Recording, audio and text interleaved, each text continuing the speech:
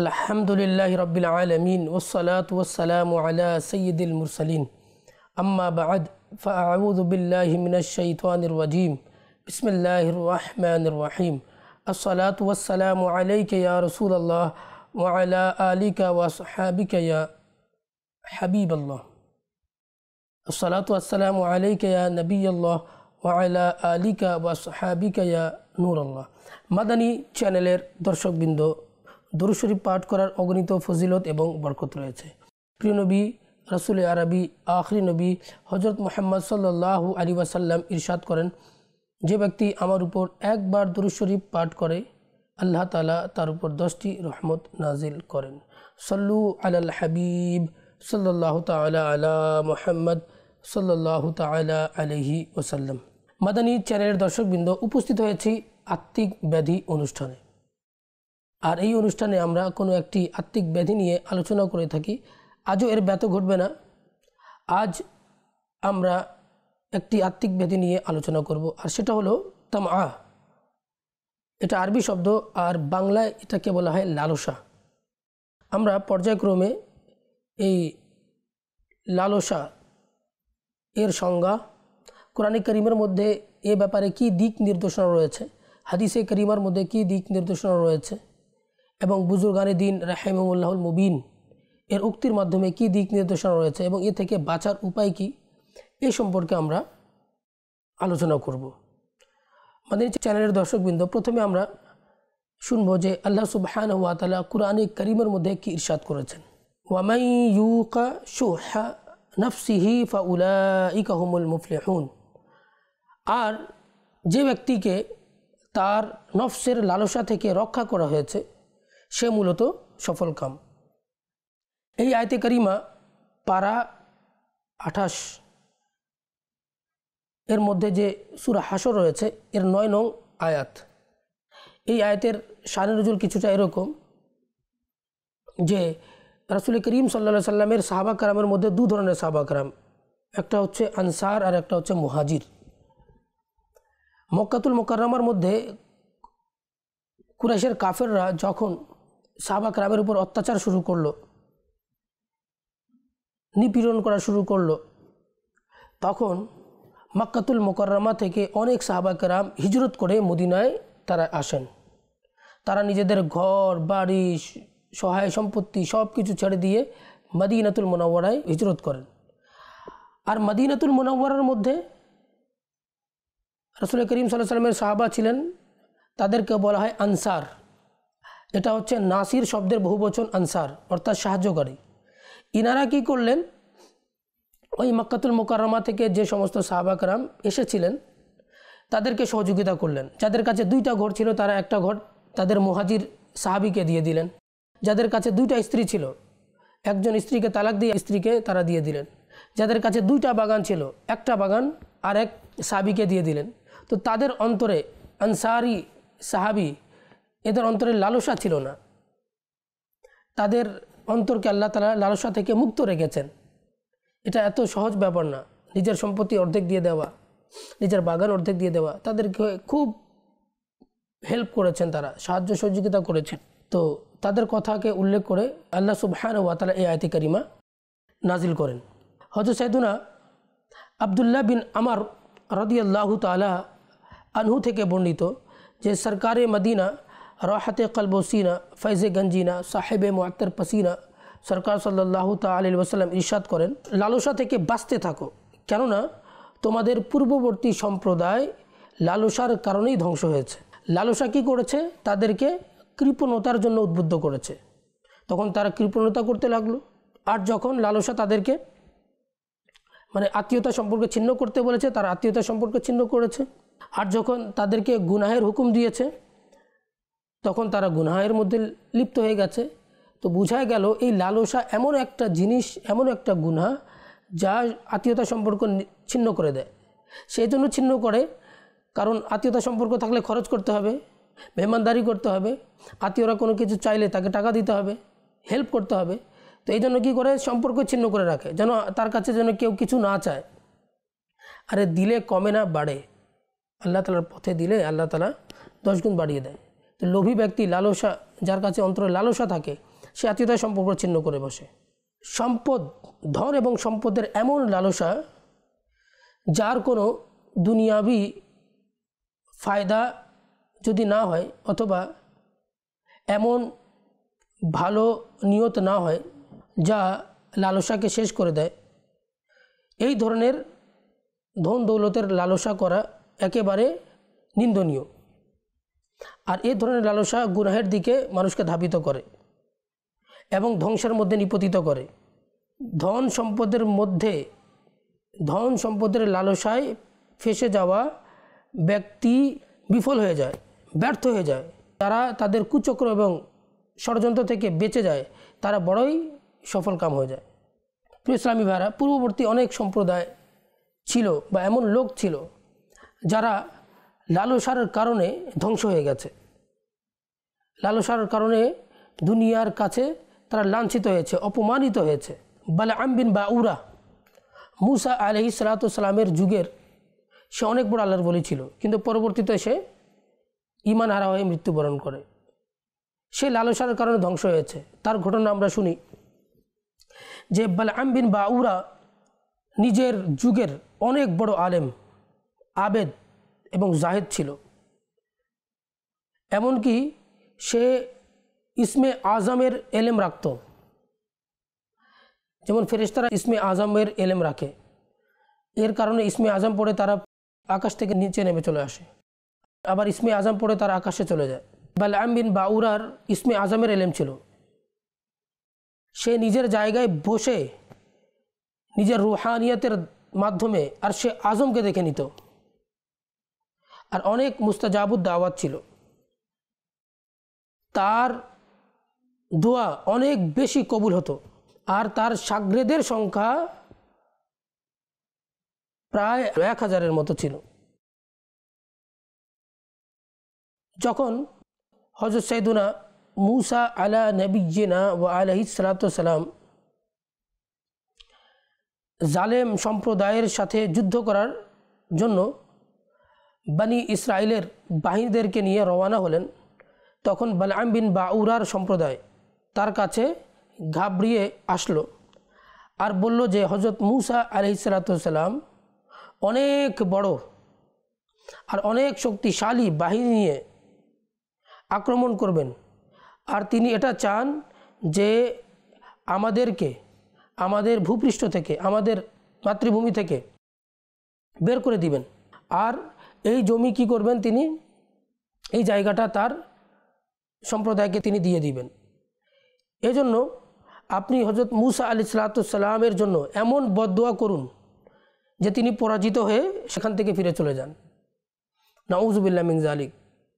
বালআম বিন বাউরার কাছে এক সম্প্রদায় এসেছে কি জন্য? মুসা আলাইহিস সালাতু ওয়াস সালামের বিরুদ্ধে বদদুয়া করার জন্য। বালআম বিন বাউরা যেহেতু মুস্তাজাবুদ দাওয়াত ছিল, এই জন্য সম্প্রদায় তাকে কি বলল যে মুসা আলাইহিস সালাতু ওয়াস সালামের বিরুদ্ধে বদদুয়া করার জন্য, যাতে তার বদদুয়া কবুল হয়ে যায়। এটা শুনে বালআম বিন বাউরা কাঁপতে লাগলো আর বলতে লাগলো, আর তোমরা ধ্বংস হও, খোদার পানাহ, হযরত সাইয়্যিদুনা মুসা কালিমুল্লাহ আলা নবিয়িনা ওয়া আলাইহিস সালাতু ওয়াস সালাম আল্লাহর রাসূল, আর তার বাহিনীর মধ্যে মুমিনরা রয়েছে এবং ফেরেশতাদের দল রয়েছে, তার বিরুদ্ধে কিভাবে আমি বদদুয়া করতে পারি? কিন্তু তার সম্প্রদায় কান্না করে করে এভাবে জোর দিতে লাগলো যে আপনি তার বিরুদ্ধে বদদুয়া করুন, না হলে আমরা ধ্বংস হয়ে যাব। তখন বালআম বিন বাউরা বলল যে আমি প্রথম ইস্তেখারা করব, ইস্তেখারা করার পরে যেটা ইস্তেখারার মধ্যে আসবে আমরা তদনুযায়ী কাজ করব। বালআম বিন বাউরা ইস্তেখারা করলো। ইস্তেখারার মধ্যে এটা আসলো যে সে বলল আমি যদি মুসা আলাইহিস সালাতু ওয়াস সালামের বিরুদ্ধে যদি বদদুয়া করি তাহলে আমার দুনিয়া এবং আখিরাত ধ্বংস হয়ে যাবে, আমি কখনো এই কাজ করতে পারবো না। এবার তার সম্প্রদায় কি করলো, যখন দেখলো যে বালআম বিন বাউরা রাজি হচ্ছে না, তখন তারা সম্পদ, ধন দৌলতের লালসা দেখালো, তাকে মূল্যবান তোহফা উপঢৌকনের লোভ দেখালো, অনেক ধন সম্পদ তার খিদমতে পেশ করলো, যাতে সাইয়্যিদুনা মুসা কালিমুল্লাহ আলা নবিয়িনা ওয়া আলাইহিস সালাতু ওয়াস সালামের বিরুদ্ধে বদদুয়া করার জন্য সে উদ্যত হয়। যাক, এত সম্পদ দেখে বালআমিন বাউরা এর লোভ এবং লালসা বেড়ে গেল। সে কি করলো, আর সে সম্পদের মোহে ফেসে গেল। সে নিজের যেটা বাহন ছিল সেটা বাহনের উপরে সে আরোহণ করে বদদুয়ার জন্য সে চলতে শুরু করলো। রাস্তার মধ্যে যে বাহন ছিল, গাধা ছিল বা গাধি ছিল, বারবার সে থেমে যেত এবং মুখ ফিরিয়ে উল্টো দিকে আসার চেষ্টা করত। কিন্তু বালআমিন বাউরা কি করতো, তাকে মেরে মেরে বারবার সামনে যাওয়ার জন্য বলতো। অবশেষে আল্লাহ তাআলা ওই গাধীকে আল্লাহ তাআলা কথা বলার শক্তি দান করলেন। আর সে বলতে লাগলো, আফসোস হে বালআমিন বাউরা, তুমি কোথায় আর কোন দিকে যাচ্ছ? দেখো আমার সামনে ফেরেশতা আছে, তারা আমার রাস্তাকে বন্ধ করছে, তারা আমার মুখকে ঘুরিয়ে দিচ্ছে, তারা আমাকে ধাক্কা দিচ্ছে, আর তুমি জোরপূর্বকভাবে আমাকে নিয়ে যাচ্ছ। হে বালআমিন বাউরা, তুমি ধ্বংস হয়ে যাও। তুমি আল্লাহর নবী এবং মুমিনদের জামাতের জন্য, মুমিনদের দলের জন্য তুমি বদদুয়া করছো। গাধীর কথা শুনেও বালআম বিন বাউরা সে ফিরে আসেনি, এমনকি হিসবান নামক পাহাড়ের উপর উঠে গেল। আর উচ্চতায় গিয়ে হযরত সাইয়েদুনা মূসা আলাইহিস সালাতু ওয়াস সালামের বাহিনীর কে গভীরভাবে দেখলো।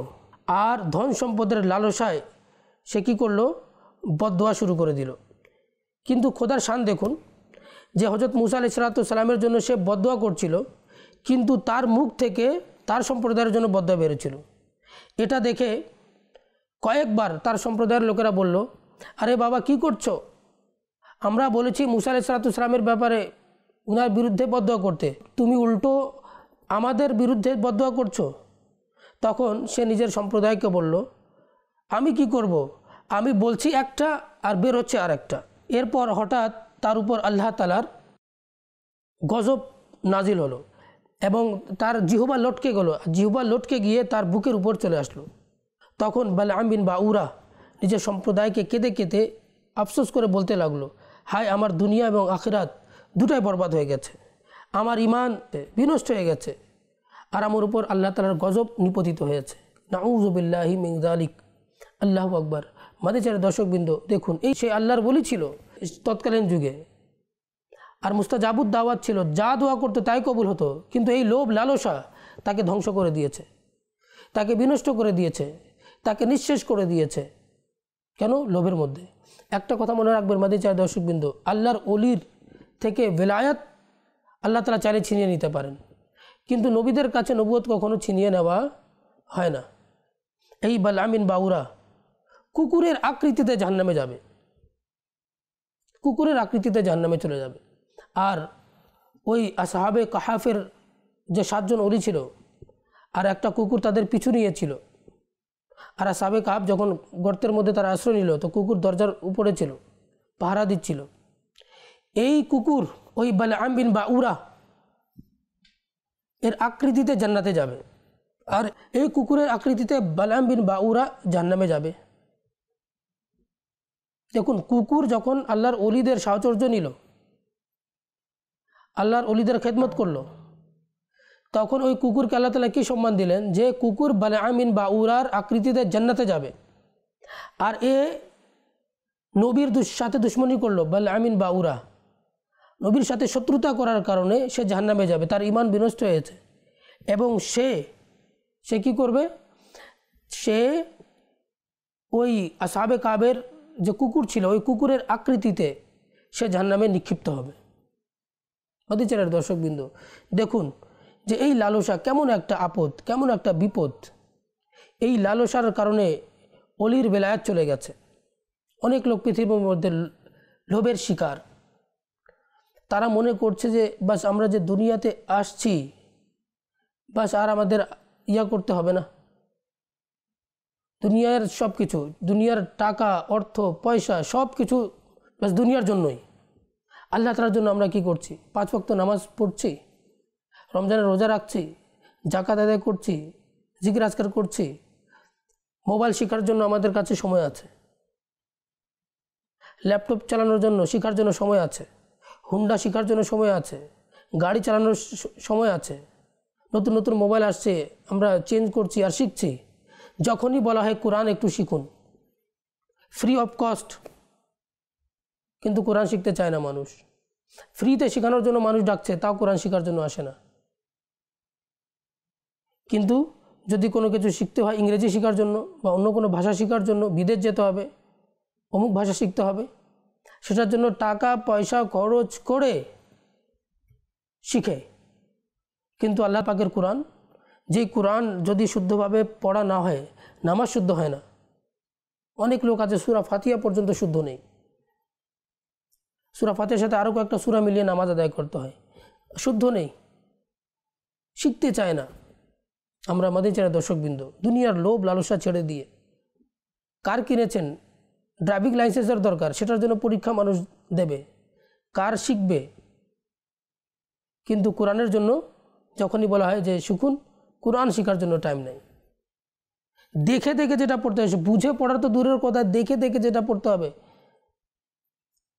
যে দেখে দেখে কোরআন নামাজের মধ্যে পড়াটা, দেখে দেখে মানে শুদ্ধভাবে কোরআন পড়াটা আমাদের জন্য জরুরি, আবশ্যক, সেটা আমরা পড়ি না। আল্লাহ তাআলা আমাদেরকে বুঝার তৌফিক দান করুক, আমাদেরকে কোরআন শেখার তৌফিক দান করুক। নামাজের মধ্যে সূরা ফাতিহা, তারপর 4টা সূরা, এটা প্রয়োজন। অন্তত 5টা সূরা ভালো করে মুখস্থ করে ফেলুন। নামাজের মধ্যে আত্তাহিয়াতের প্রয়োজন পড়ে, আত্তাহিয়াত শিখে ফেলুন।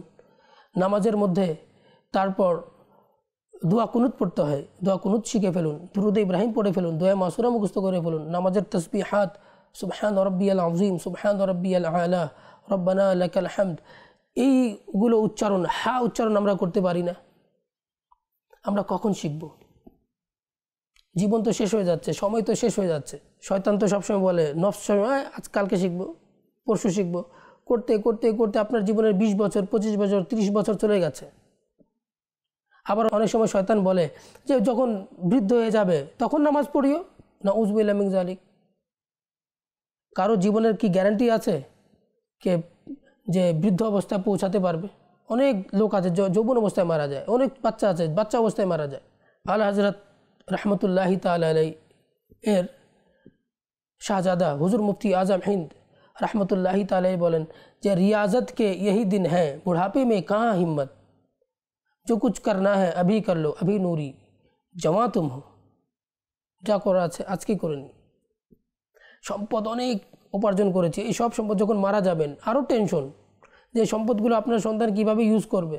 আপনি উপার্জন করেছেন, জানি না আপনি তাদেরকে শিক্ষা দিয়েছেন কি না, এই সম্পদগুলোকে ভালো জায়গায় ইউটিলাইজ করতে হবে। আর যদি এই সম্পদ দিয়ে গুনাহের কাজ যদি করতে থাকে, গুনাহের ভাগীদার আপনিও হবেন। সন্তানকে শিখিয়ে যান নাই কীভাবে সম্পদ ইউটিলাইজ করতে হবে। মসজিদ নির্মাণ করুন টাকা দিয়ে, সাদকায়ে জারিয়া। মাদ্রাসা নির্মাণ করে যান, আপনার জন্য সাদকায়ে জারিয়া। কোনো হাফিজের জন্য টাকা পয়সা খরচ করেন, যদি আপনার টাকা দিয়ে কোনো হাফিজ হয়ে যায়, আপনার টাকা দিয়ে কোনো বাচ্চা যদি আলিমে দ্বীন হয়ে যায়, আপনি মারা যাবেন, সাদকায়ে জারিয়া পাবেন। মাদানী চ্যানেলের দর্শকবৃন্দ, অন্তর থেকে লালসাকে বের করি। অনেক লোক আছে জাকাত বের করতে চায় না। নিজের সম্পদ দূরের কথা, যেটা আপনার 2.5% বের করতে চায় না। যদি আমাদের সমাজে সবাই যদি তাদের হিসাব মতো যদি জাকাত বের করে, সমাজ থেকে দারিদ্রতা শেষ হয়ে যাবে। আলহামদুলিল্লাহ, এই ইসলাম এমন সিস্টেম দিয়েছে যে দারিদ্রতা দূর হয়ে যাবে। কিন্তু আফসোস যে আমরা ইসলামের যেটা নিয়ম নীতি সে মোতাবিক আমরা চলি না, নবী পাক সাল্লাল্লাহু আলাইহি ওয়াসাল্লামের আদর্শ মোতাবিক আমরা চলাচল করি না। আল্লাহ তাআলা যেন আমাদেরকে রাসূল পাক সাল্লাল্লাহু আলাইহি ওয়াসাল্লামের আদর্শবান হওয়ার আমাদেরকে তৌফিক দান করুক। আমিন বিজাহিন নবিল আমিন ওয়া সাল্লাল্লাহু তাআলা আলাইহি ওয়াসাল্লাম। আমাদের যারা দর্শকবৃন্দ, আজ এই পর্যন্ত। আগামী অনুষ্ঠানে আবারও নতুন একটা বিষয় নিয়ে আপনাদের সম্মুখে উপস্থিত হব। ততক্ষণ পর্যন্ত ভালো থাকুন, সুস্থ থাকুন, মাদানী চ্যানেল দেখতে থাকুন। সাল্লু আলাল হাবিব সাল্লাল্লাহু তাআলা আলা মুহাম্মদ সাল্লাল্লাহু আলাইহি ওয়াসাল্লাম।